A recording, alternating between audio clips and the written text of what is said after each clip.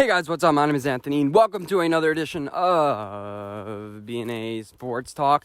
I'm 100%. I'm ready to get, not back into content, because I've uploaded a video for like 10 days straight now.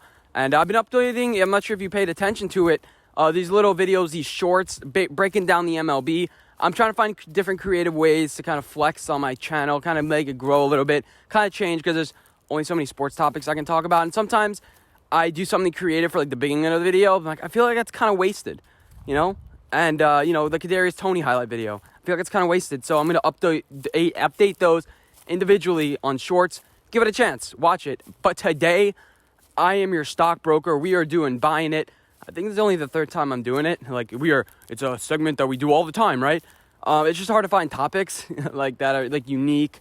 And, I could do like MLB and NHL. But today, we're to the NFL Power Brokers. We are going through, and I'm going to give you some rumors, some topics, and I'll tell you when I'm buying it, selling it, or, holding it for now.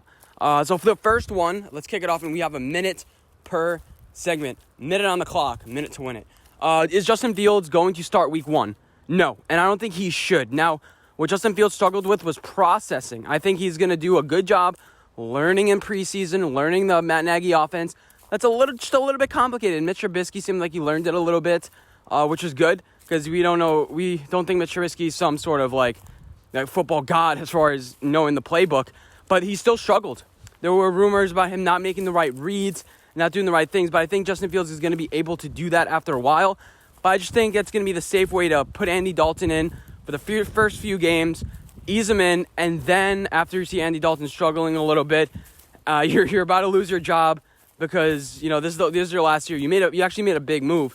And it's gonna be interesting, actually. That's a different topic for a different day.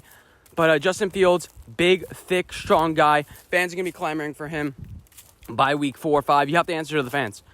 If you start off 1-3, I don't think this is gonna be a good team, and that's why I think that they're gonna start him pretty early. Next topic: Matthew Stafford and the Rams. Are they a legit Super Bowl contender?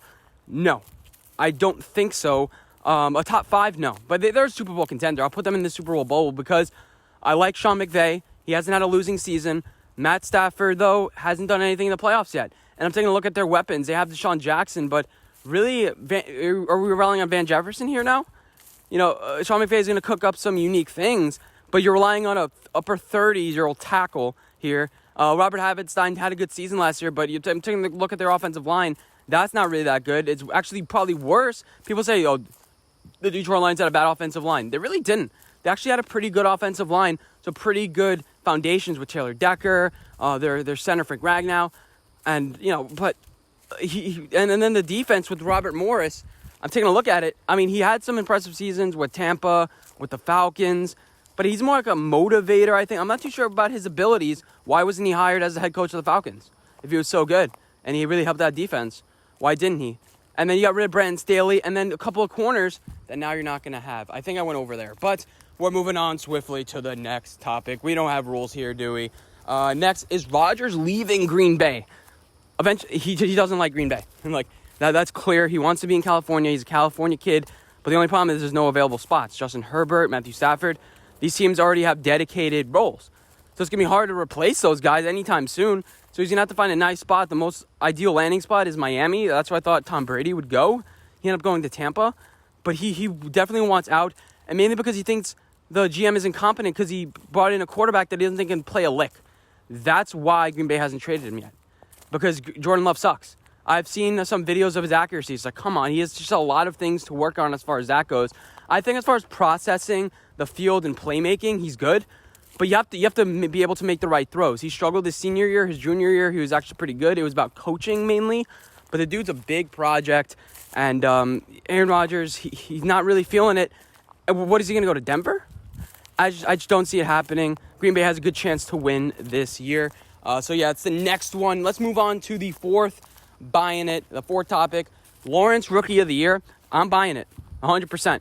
I think that he has a great chance. Obviously, it's the obvious choice, but you took a look at the division. They're going to have 2 free easy wins with the Texans. The division is pretty easy. I don't think the Titans are going to be that great. The Colts, you don't know what's going to happen with Carson Wentz. And people say, with the Rookie of the Year, usually have to win games. Teddy Bridgewater won Rookie of the Year, and they went like 5-11. And he had bad stats. So Odell had a way better season. So like, you don't need to have an amazing season. Justin Herbert went 7-9. Okay. So you don't need to have a great season. That's kind of a little bit of a fallacy. I think Trevor Lawrence is going to be a good processor. You have a lot of weapons. You have the right coaching staff. He may have to deal with a little bit of incompetency with Jacksonville because they're trying to do a couple of extracurricular things that aren't great. But he's known the playbook 2 months before the draft. He's a good kid generally. He's going to work hard, and he's going to have a solid rookie season. And I think we're going to look at it, 17 games, and he's going to have 30 touchdowns. You're like, that's a record, even though it's going to be 17 games and not whatever. But the next topic for today's video is, are the Patriots back? Now, let's define back. The answer is no. By back, that means perennial Super Bowl contenders. I think any given Sunday they can beat a team, which is, kind of a little bit vague because, the Giants one year beat, the Kansas City Chiefs when they were, a perennial playoff team and they were 3-13. But I don't think the Patriots are back because of Cam Newton's just that ceiling. You're going to have to have specific game plans. Who do they have at wide receiver? Who? It's all they added was Nelson Aguilar, pretty much. Unless they want to add Julio Jones, and then we might be having a different conversation a little bit here. Their offensive line is always going to be good. The running game is always going to be good. And these defensive pieces, it's a little bit of a young core. I think they're a 12th, 13th best team in the league. Cam Newton's obviously limited with his throwing, but I've seen some of his workouts. He's a thick dude, works hard. People sold completely on the Patriots. I'm like, whoa, let's hold up just a little bit. But I still think that, Mac Jones and Cam Newton at quarterback, I just don't know. They can beat the Chiefs in the playoffs. That's all I know at this point, at least. That's the silver lining. And finally, can Gardner Minshew actually be a starting quarterback in the future? Yes. And actually hold it, not just one of those Jake Luton guys that, is playing because somebody else is injured and taking Gardner Minshew's spot. Yeah, I think that Gardner Minshew is a capable quarterback. Now, he's limited with size and his arm talent, but the dude can move in the pocket. He understands the game. He understands where people are. Now, sometimes he's a little bit late. Sometimes he extends a little bit too much, but you can reserve that a little bit. I'd rather kind of a Gardner Minshew than almost a Daniel Jones, where it's just he's not going to extend the play whatsoever. But also, there's benefits and drawbacks to that playing style. He's just not overly big. He's not overly tall, but I think he's a great leader. He can lead a team to the playoffs. I think as he develops in his career, he's going to develop a certain style. I compare him to Ryan Fitzpatrick.